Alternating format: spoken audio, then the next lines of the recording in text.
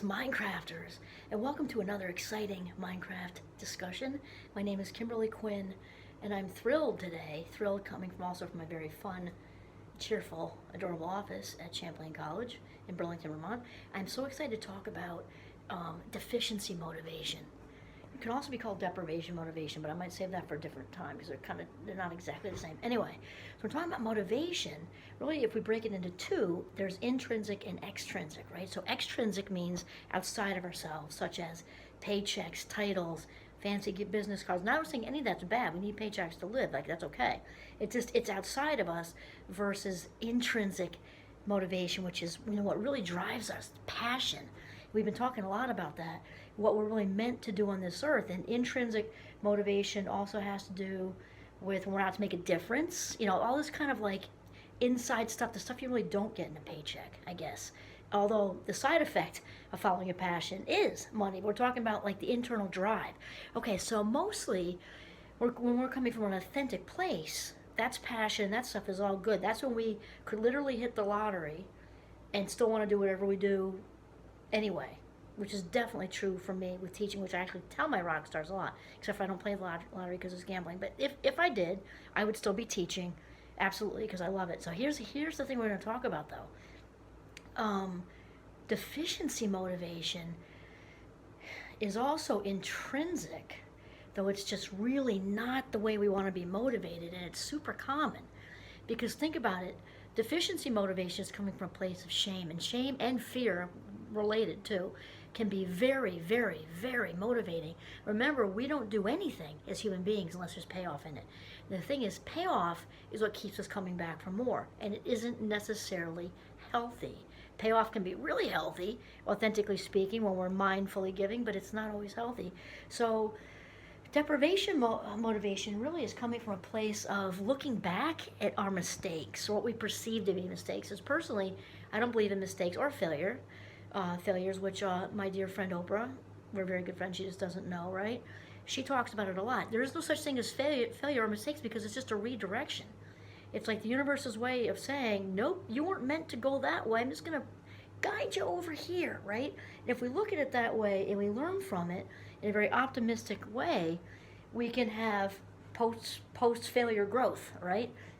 So deficiency motivation is that looking back at all the mistakes we made. So with me, my example would be the money thing, and for years I did that. So even though my sort of intention was positive to save money, get better, don't bounce checks, whatever it is, the motivation was coming from this deficiency place of shame. Like, then okay, I screwed that up for 10 years, or what, I'm not just saying whatever years it was, 10 years, and so now I'm gonna, etch this and do that and keep, and all that, the actual results stuff was good, but shame is just not anything we want to keep revisiting, because even though we're striving to save more money, if that's my example, right, we're still residing in trying to fix something about ourselves, which implies that we're defective, and it came from a defective place. And it's not what we want.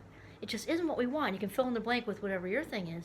And you might say, oh, well, yeah, but she's saving money, and she's not. Yeah, but not for the right reason, and that it's still coming from a shame-based place. And the more we exist in a shame-based place, the more it attracts more shame, if that's making sense. It also focuses on the lack. Okay, I don't have enough money, or I could have, should have, would have had this much by now. If I didn't screw it up for 10 years, we'd have more retirement. We'd have more retirement by now. All that is just toxic shit. It's not good.